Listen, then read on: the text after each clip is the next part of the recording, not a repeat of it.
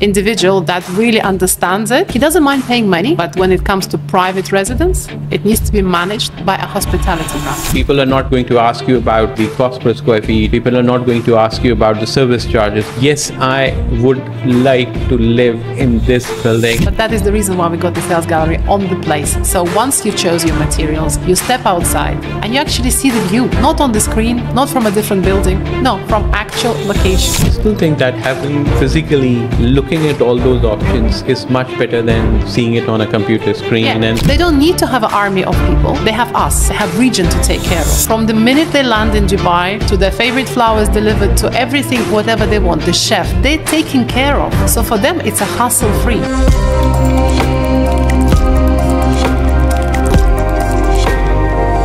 hi everyone, welcome to another episode of the Break Buzz.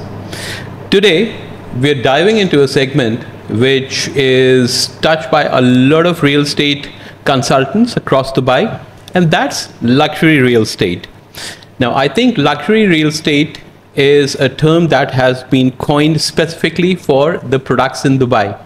We hear this every now and then, every other day, we come across people talking about luxury real estate, and I think that term is very carelessly at times thrown around, but that's only my opinion.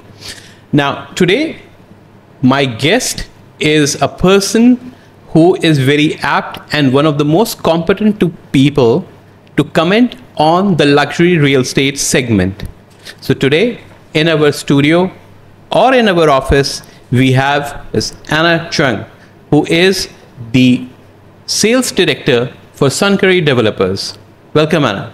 Wow, thank you so much. I love the introduction. I feel already like home here. So you're a person who has been dealing with luxury real estate in the majority time of your career.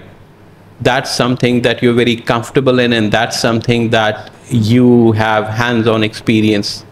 100%. I think dealing with luxury real estate, it's actually a passion, and I always said, it's an art of selling luxury. I love it. I'm trying to be good at that, and I think my career proves it. But yes, it's a very special to my close. You're trying to be humble as well. That's good. You've been selling luxury real estate for a very long time. So now, tell us your views, because I think Dubai is a place which is now becoming a choice of residential destination for high network and very high network individuals. Now, at one point in time, we heard that they were only coming here just to the billionaires and the millionaires of the globe. They were coming here just to invest. Now, they are coming to make Dubai their home. 100%. I agree with you. Over the years, we have seen people coming here on holidays, loving Dubai, maybe buying a holiday home, maybe investing because they realize that actually property here brings incredible return, But they were not really looking at Dubai as a destination for family to live in. But what we're seeing now, I think we can see actually clients not just from specific area. We see European client moving in. We can see a lot of American clients moving here, Chinese coming here. They've always been coming, but now they're coming to stay. They're looking for a base. They're opening companies, and they're here at least 6 months of the year. So that's going to be a permanent residence for them, for sure. I think people used to call at one point in time that's the American dream, is to go there and settle and live. I think now a term we're going to coin is the Dubai dream.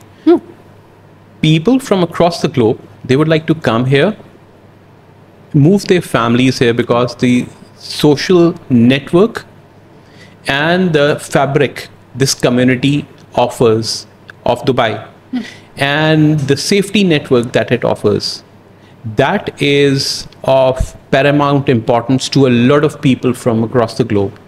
They think Dubai is one of the safest places to come, live, raise their kids, settle down, do business. So when you come across those people, what are they seeking for in terms of luxury real estate? Well, everything you've just said and more. I love the phrase when they describe Dubai as a city of realized dreams. And I actually don't know who said that, but I'm repeating it and I'm not claiming it. But it's true. In many luxury destinations around the world, you might have out of 10 ticks, you might tick 5, 6, I think Dubai ticks it all. When you talk to the high net worth individuals, they really tell you it is safe, their money can go further in terms of luxury products, what they're getting here, price per square foot, the services, the amenities, the lifestyle. Because generally these people have families. They want to have the best school. They want to have the best healthcare. Eventually, they want to settle down here for a long period of time. And the government does everything possible. I mean, even when you look at the infrastructure, okay, maybe it's not the most important point for the high net worth individual, but I think UAE is the only country that actually puts 40% of the income from the country back into the infrastructure. And that includes all the above things. And I think the infrastructure is very important because anybody who would like to, first of all, come here, they're not just investing in a particular property or a particular building or a particular community. They are investing in the city, because that city, if that's a whole community is thriving and that is very well established, so the infrastructure goes a long way in providing that amount of satisfaction to people that they would come and consider this place. Now, one thing that boggles my mind is luxury real estate, because everybody is using it. I see, not naming any developer, I see a product being sold at 500,000. I see a product being sold for like the square footage of around 500 square feet being called as a luxury destination. I don't think that's true. So in your opinion and your expert opinion, your opinion I would always call as expert opinion, what constitutes actually luxury real estate? What are the defining parameters? Let's put them down once and for all. Let's end that debate once and for all, that these factors actually constitute a luxury real estate and this is not. Well, you see, over the years, what's been happening last 2 years, the influx of people coming in. And of course, most of the developers seeing that the luxury segment was lacking. Yeah, it was growing so much. So by calling a product luxury, and some people actually justify luxury because they put slightly different marble on the floor, or maybe, something in the bathroom. And they're saying, well, because I've done that. I would debate that's actually a marble. Well, I would debate. But they think if they've done it, that means it's luxury, So because it's different from the standard what they were producing before. Luxury, in my opinion, true luxury, what we dealing with our clients, it's the services, it's the package, it's actually everything. It's not just one thing.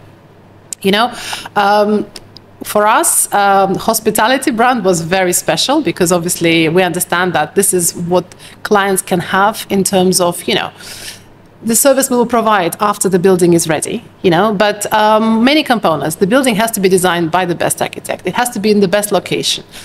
It's a combination of everything. It has to be designed that, customizable to the client. Correct me if I'm wrong. Any luxury product that you have has a life cycle. I haven't seen developers in journal talking about life cycle. Like, for example, at the time when the project was conceived, till the time it started taking shape, the construction was going on, it was delivered, and then people made them that in their home.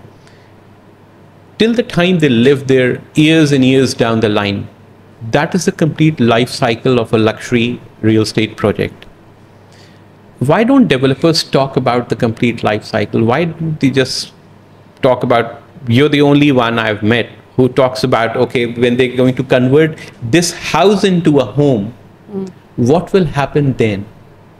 How do they then behave? How does that developer still interact with them? How are the services being provided? Why is there a shortage of that? Once the handover is done, end of story?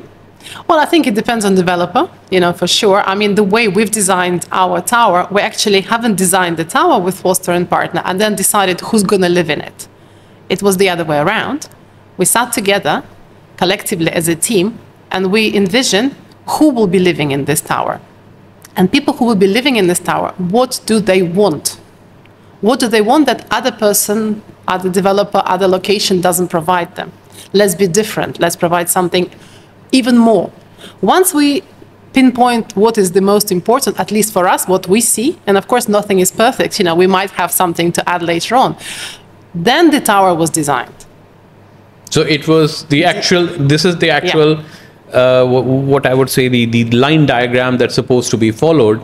Me being an engineer will always throw in those engineering terms, that the line diagram dictates that look at your customer, look at the client, what are their requirements, listen to them, understand their requirements, and then build something that is going to be in line with that. Yeah, and that comes from experience. So for me, for example, our tower is designed by Foster and Partner, and Foster and Partner is one of the best architectural bureau, and that's why we're using them. And it's not the first rodeo with Foster and Partner. We've done towers before. So we're in a very positive sort of, preferential, I say, opportunity place where we already heard the, objections. And you have been tweaking the model. Yeah, over the years, you've been tweaking the model. Listen, this was fantastic. This was really the most popular part, but something else needs to be tweaked. So that's what we're doing. Good. So give us an overview of Sankari developers. What they are all about, because there's a lot of buzz in the market now. Amazing. That's what we want to hear. So a lot of buzz. So we just wanted to hear firsthand. What's this buzz all about? So they are local developers, the Emirati family, very well known. Majority of the brokers at some point come across them because they have one of the biggest amount of ready units. I think we have 400 ready units that they personally own. I mean, their portfolio is around 2 billion dirham in the property. So they're cash rich, that we're building with our own money. We're building on our own land. And we're building something. Of course, I cannot be biased. I work there. You should be. But honestly, I think it's going to be the most amazing landmark. And it's certainly the last plot on Marassi Marina. And once it's ready in 2027, and you have been in my sales gallery, the construction is happening. The noise is certainly there, not just the noise of the media, but the noise of construction. And we're planning to finish it on time, and it's going to be the last building in that location. So when our end user will move there, they will have no further noise. Yeah. And no further disturbance from all the construction 100%. That's going on around that area. And for Sankari family, that's definitely, it's a big thing. It's like a pride, sort of, it's a flagship project. It's a crown jewel in their inventory. They're putting their name on this building. So we have to do better than we promised, honestly. No, amazing. So what differentiates this development from all the other developers that are coming in the market and promising things? Over a period of time, we have seen various luxury projects being announced by some very, very big developers. So definitely, you are not an underdog. Nobody can ever claim that. But what differentiates this project specifically? So I think what I've mentioned earlier, yes, we are building on our own land, and we're building completely with our own money. So we have enough funds to build the project. But also the people behind Sankari. So Sankari is a family, but of course you need a team, a professional team who, over the period of some of them 15 years, like my CEO Mark, most of the landmark projects that you've seen in Dubai that actually appreciated 3 times, 2 times the original price, it was, done by him. I sold most of them as well. So the team that's behind the Sankari is probably one of the strongest and the most knowledgeable team on the market right now for the luxury segment. So they understand the market. They understand the market, and the product that they're going to deliver is going to be the right set for those millionaires and billionaires that are moving to Dubai. So that is going to be the the exact thing that they would ever wish for. When they're coming here, they have expectations, and you would not only meet those expectations, but exceed those expectations. Yeah, I mean, in January this year, we decided to buy a plot next door. You've seen it. This is where our sales gallery is. Of course, even from experience, we wanted the clients to come here. Maybe they've not been in Dubai before. Maybe they don't know Marassi Marina, even though most of the people now associate it with the luxury segment. But we want them to actually physically be on this location. But the reason why we really bought this plot is to make sure that we extend our amenities. And the amount of amenities in our tower, I personally haven't seen any other private residence of 63 units. So we'll be coming back to that. Trust me, we'll be coming back to that. But a more pressing question. What do you think is the luxury real estate market heading towards, and how is it gearing up? And how do you see it taking shape in the next 2 to 3 years? I mean, you know, when I hear the word Dubai bubble or something like this, it's just, you know, we both know it doesn't happen. What is really happening, a lot of high net worth individuals from around the world moving here for many different reasons. And as we've mentioned, they're moving here to live. So, I mean, I don't know what is the figures. I think you know the figures better. Some claiming 100,000 people coming, you know, 500,000 people coming a year. But the reality is we don't have enough supply. That we all know. That we all know over the luxury segment. But in the luxury segment, is still there's a severe shortage. There's a dearth of good, 100%. credible projects that True can be offered. luxury. And on the topic of bubble index, we have covered this before, but I'll just reiterate that that's a very real thing. When people say Dubai, I said yes, there is a bubble index, and it is issued every year.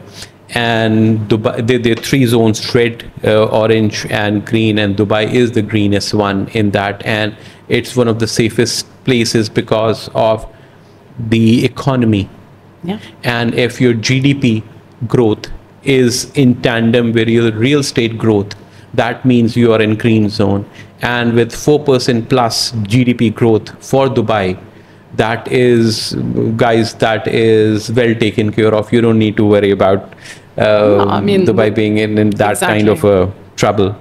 So let's talk about the specific location. You have mentioned Marassi Drive, and I think there is something very unique about that location. There's something very unique which very few people understand, and your smile tells me that you're going to tell us that.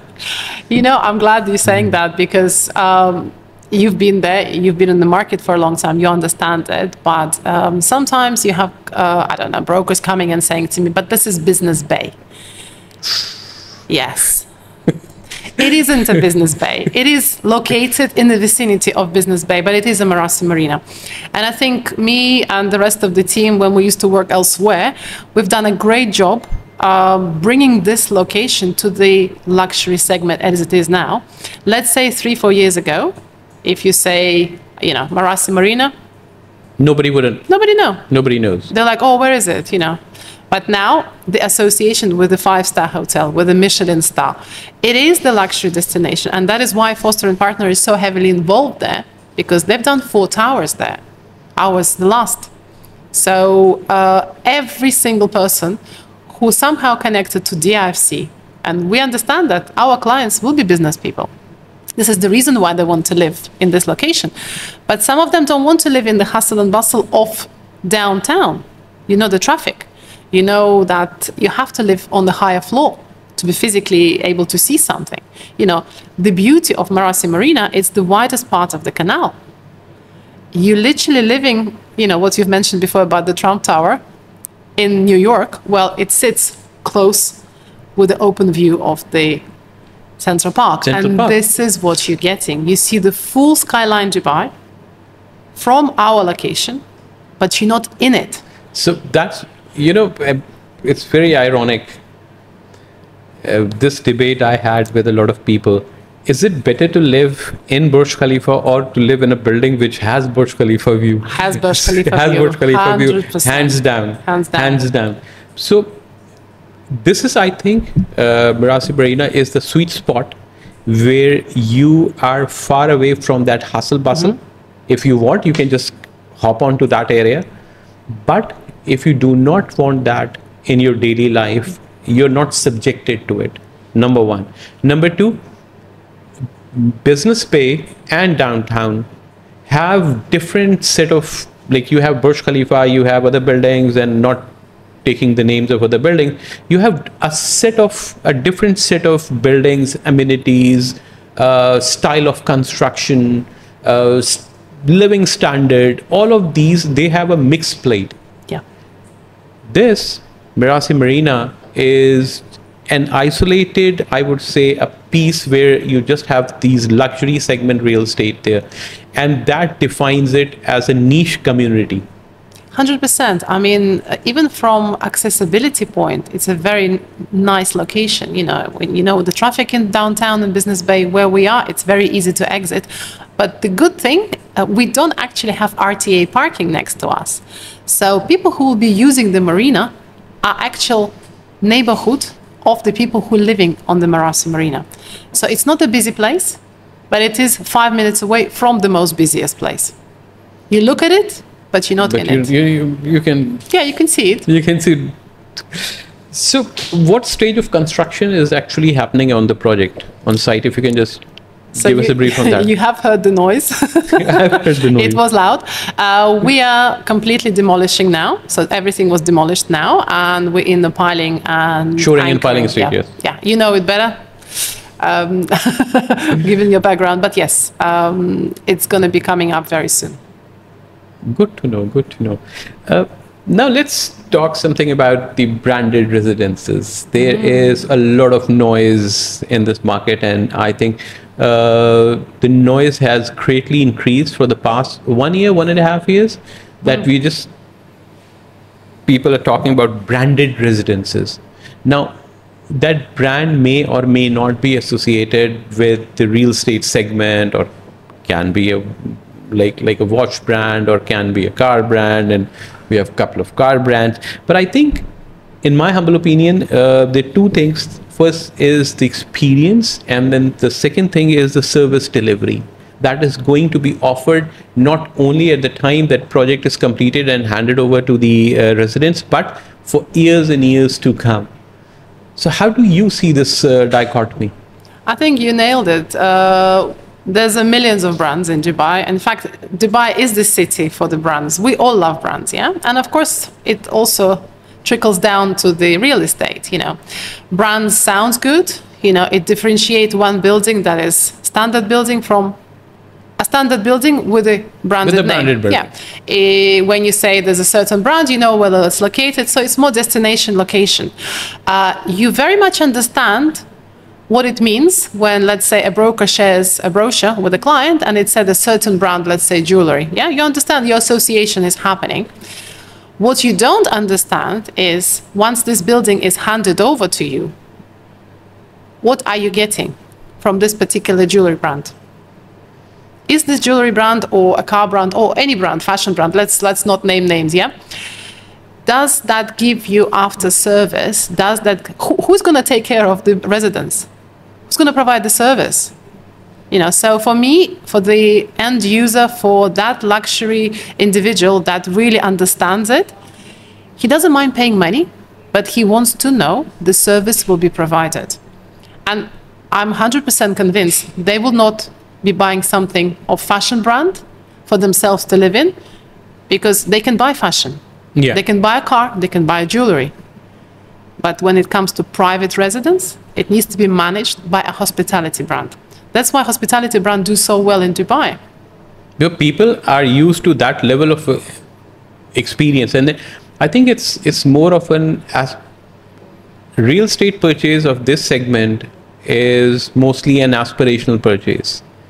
It's not people are not going to ask you about the cost per square feet, or people are not going to ask you about the service charges. That is an aspirational purchase. People are going to make, yes, I would like to live in this building and have a home here, and that's a sense of relief for them, and they would then demand a certain level of service. Now that service, I think there is, at times, not always, at times there can be a disconnect, because the brand that is being associated is doing something entirely different. And having hospitality, the level of hospitality that you are used to and you think you are going to get and you are going to demand would not come from that brand, because that brand has never been in that realm. So how do you see, do you have people coming to you and comparing that yes, I saw that brand and this residence is coming and this residence is coming? And well, it's a complex question. I mean, at the beginning, what you said, obviously, yes, people coming here, and they're coming here because they're having this Dubai dream. And yes, when they buy something for themselves to live in, it's an emotional purchase, 100%. They can afford all those brands, 100%, and they are looking for something unique.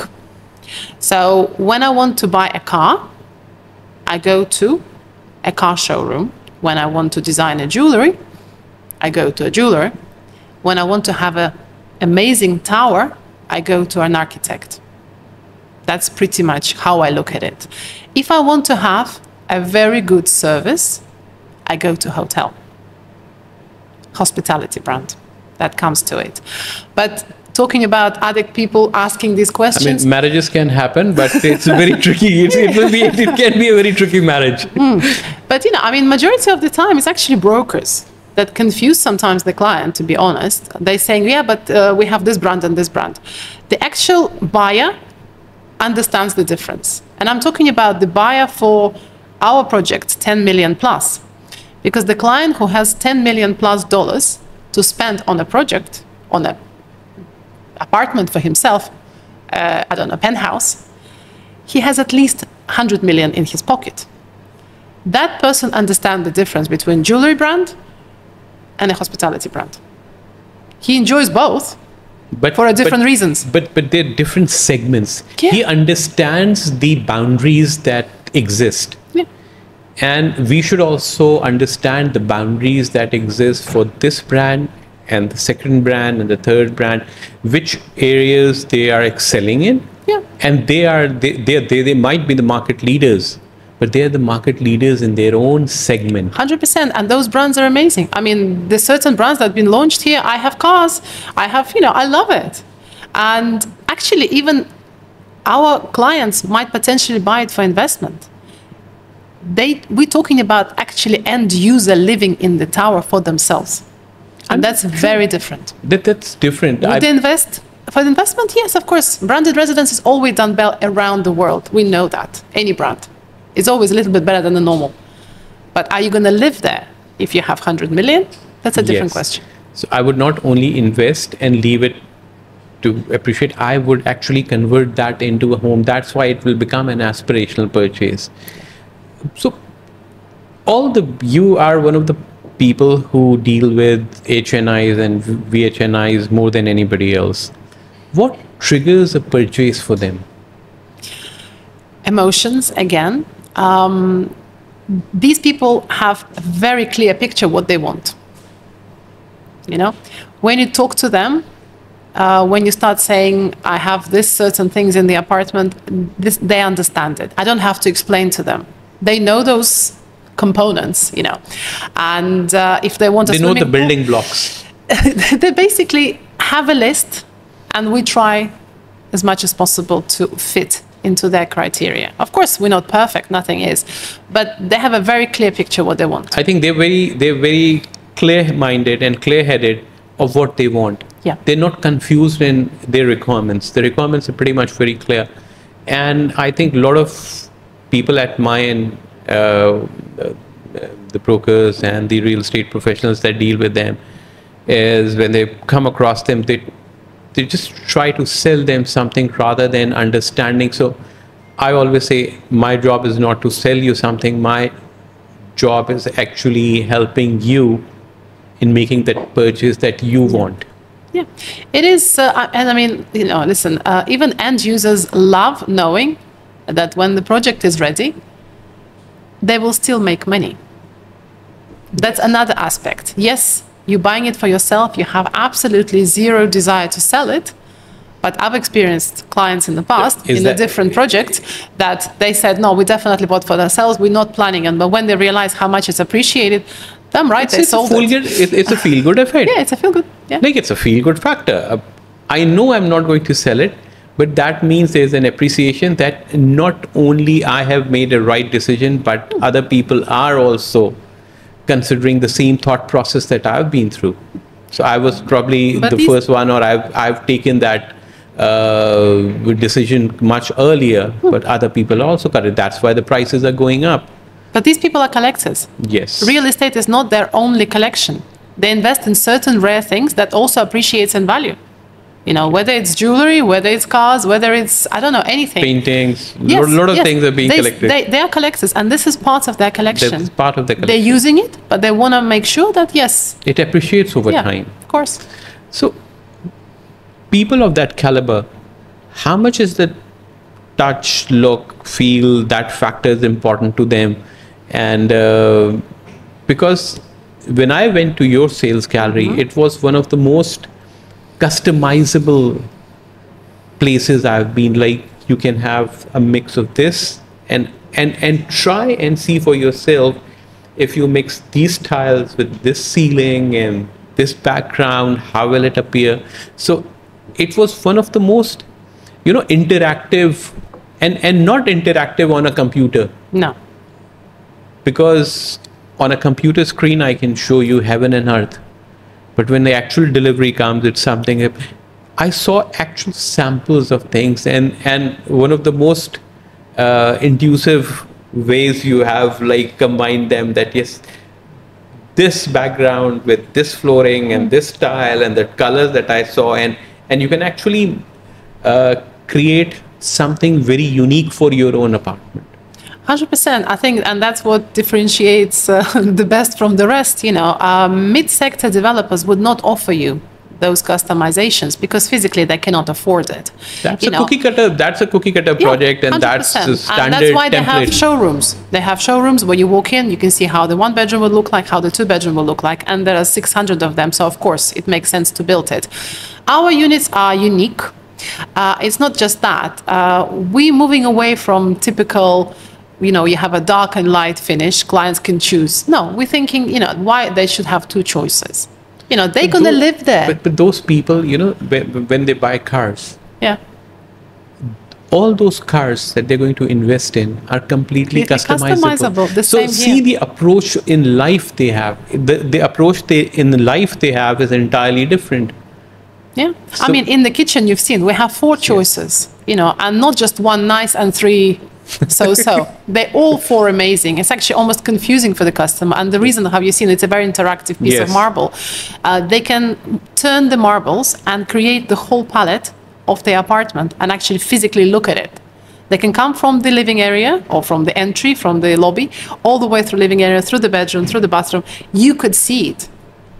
And I still think that having physically looking at all those options is much better than seeing it on a computer screen and having sales gallery on the plot and all that and everything. That is the way of the future, and that is very. But the actual look and feel. That's why, even for car brands, once you go, they have all the materials displayed there and say you customize, but feel it. Because that feeling associated with that aspirational purchase. 100%. They're buying it for themselves. They can see themselves living there. And eventually, let's say 18 months down the line, we will have actually a show floor that we would love to invite our customers once the building is coming up.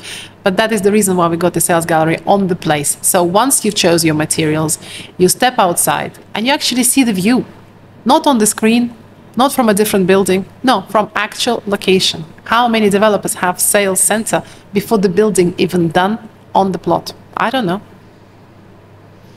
Only a handful. Yeah. Only a handful actually do that. Otherwise, it's on a computer screen, which is very nice. And most of the times in Dubai, I've seen that taking shape as well. Yeah. There's no denying it. But this is something which goes way above and beyond. Because that is the expectation you're setting for your clients from day one. And you understand that they would demand it.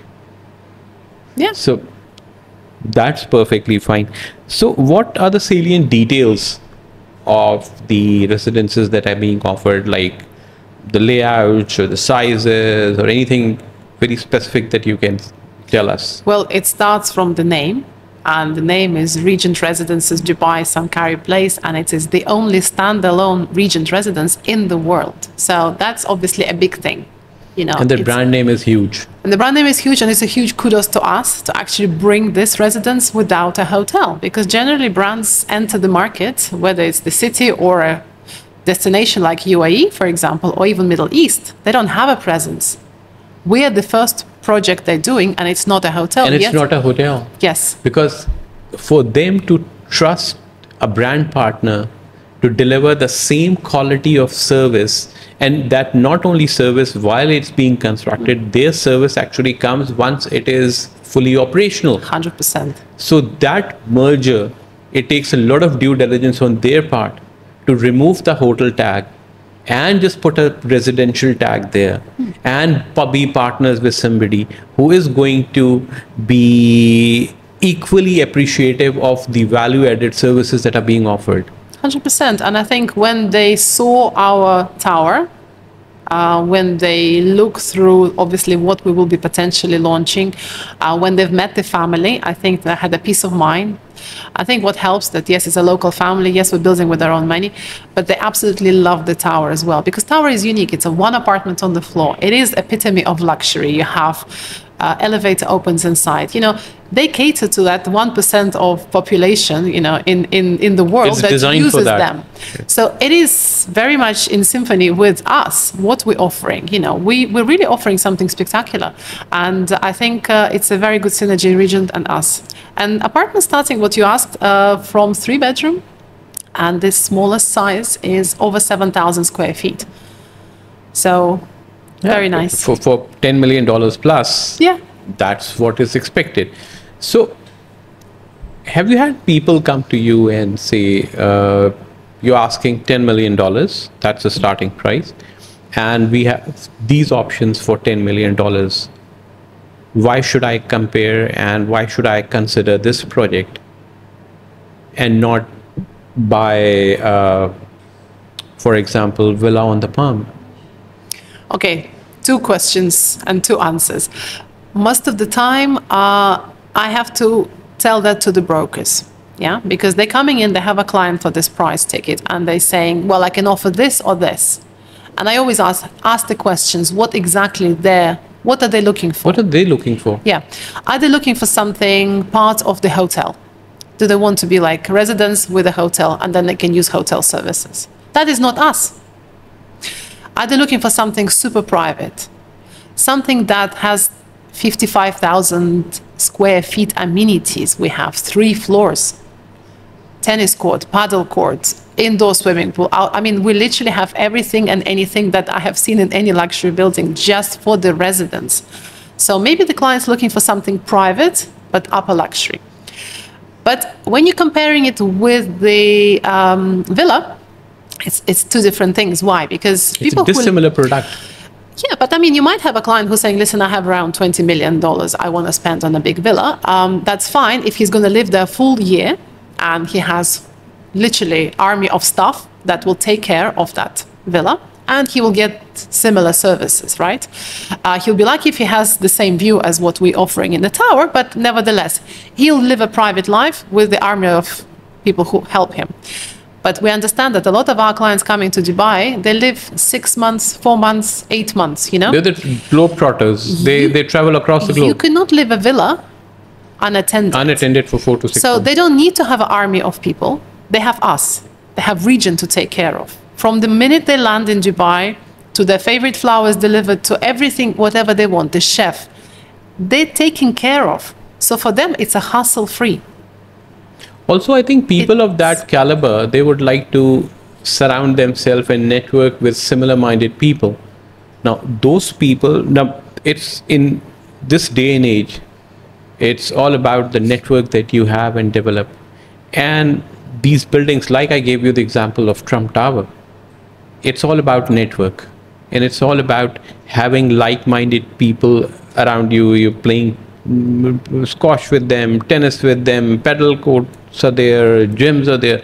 So those like-minded peoples, they connect, and that connection is best forged in isolated buildings and isolated projects like these. Can't agree more. It's true, because people who will choose to live in our tower, or already chosen to live in our tower, they have a lot of similar things, and one of those things, they really appreciate those best things in life. They like that classic, the elegance that the region provides, but they also want to have a modern living. Those people appreciate health. People with money, they want to live long. Everybody wants to live long. But they can afford it. They can afford it, and they actually are looking, you see, their lifestyle choices are all designed for that longevity. So if they can network in their building without wasting half an hour in the car, and then go and play tennis with a like-minded person with the same caliber as him. And I think most of the business transactions and business discussions are not being now done in offices. They're being done in those clubs or networking areas, or while playing something, and cigar lounges, golf simulator, tennis, paddle, spa. I mean, there's so many places you can meet. That's where you actually sit and with the peace of mind discuss ideas. Yeah. Because all those VHNI have, they have ideas, and not just ideas, very executable ideas, and that discussion of execution happens there. For sure. Once they've discussed and they've had enough of each other, they go into their own apartment. They don't have neighbors. It's a one apartment on the floor. So as much as they appreciate the company of the person living there, they don't have to. So the connect and disconnect is totally dependent on you, and that flexibility is not anywhere else, and that flexibility 100%. You will not find on the Palm. No.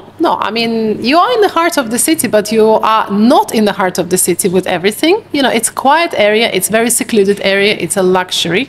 You want to have your footprint is completely dependent on you. Yeah. So, how do you see now? Real estate there's a lot of digital and social media marketing being conducted by a lot of developers and a lot of people, and a lot of agents are also doing that, digital and social media marketing. How do you think a project of this caliber should be marketed? Okay, I'm not a marketing specialist. We do have a whole team dealing with it, but I can give my humble input if anybody cares. I think those deals, those clients who will buy from an agent, majority of the time comes from networking, comes from their connection. They've bought something with this broker before. It would not be their first purchase with this broker, generally. Of course, cases happen. I've done it before. The exceptions. Yeah, exceptions. It has to be tastefully selected marketing materials, I think the days when people jumping in the baths and, doing all sorts of, I don't think that will work for this product. It's a very different product. And also who you're catering, you really need to look at the palette of where the high net worth individuals are moving. So you have to target that audience. Europe is now happening. We see Chinese now moving here to live in, not to invest like they used to do in the creek, Americans are coming here. Brits escaping, coming here. Even people from Monaco moving here. Places that you never think people will leave, right?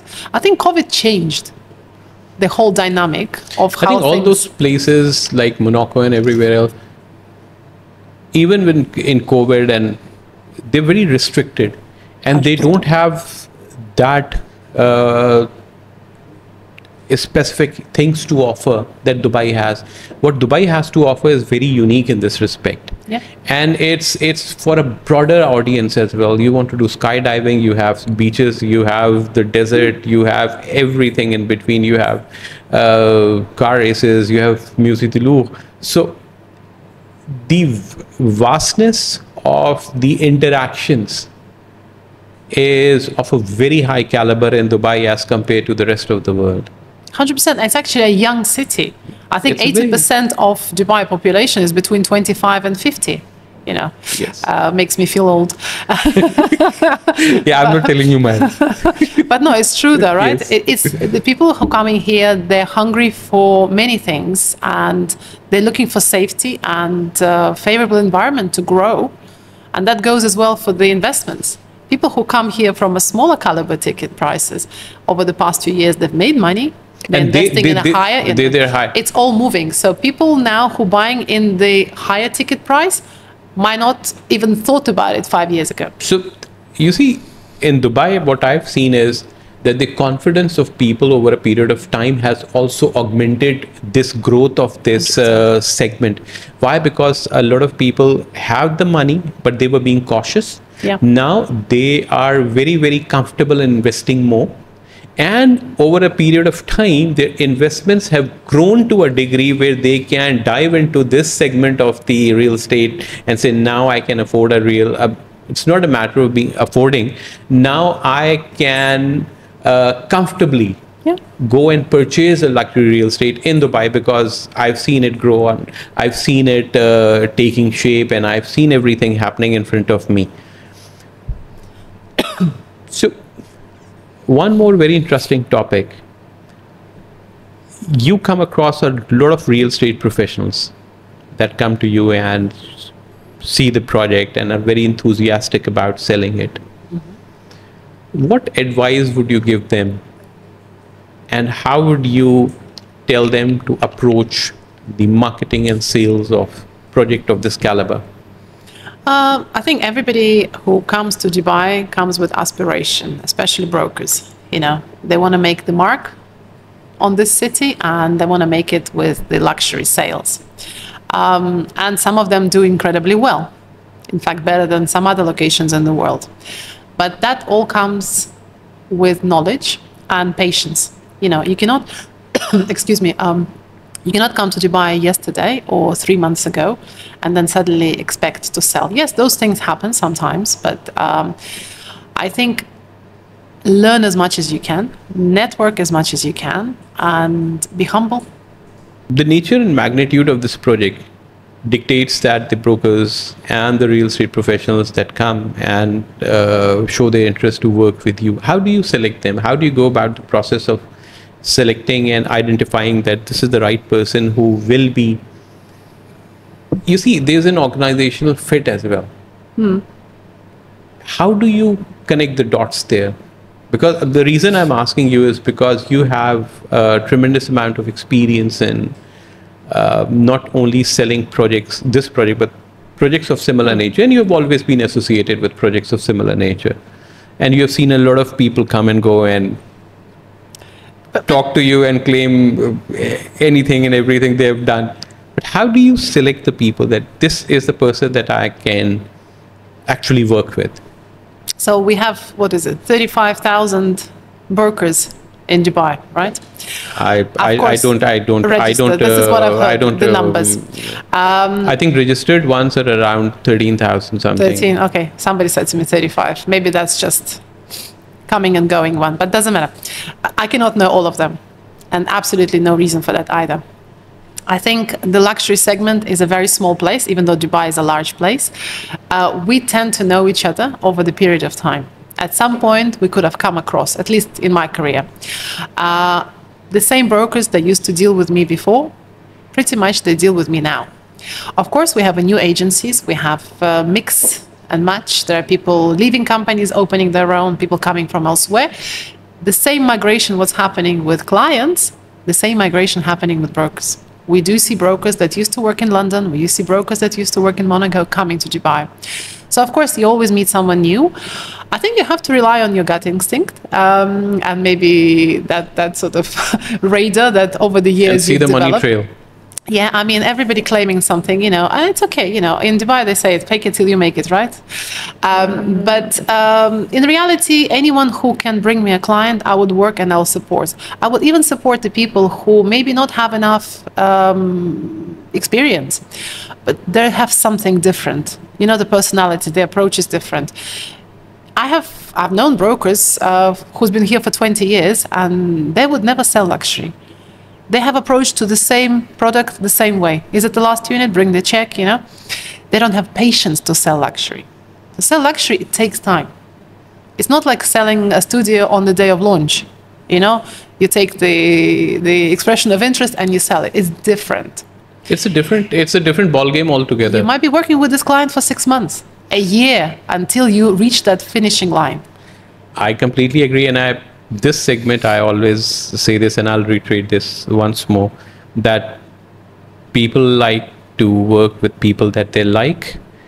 People invest in people, and people like themselves. So if you can have a one-on-one connect, Yeah. you can understand their requirement and you can appreciate what they want, and then your task is to source that particular thing that is going to pique their interest and that is going to actually attract them.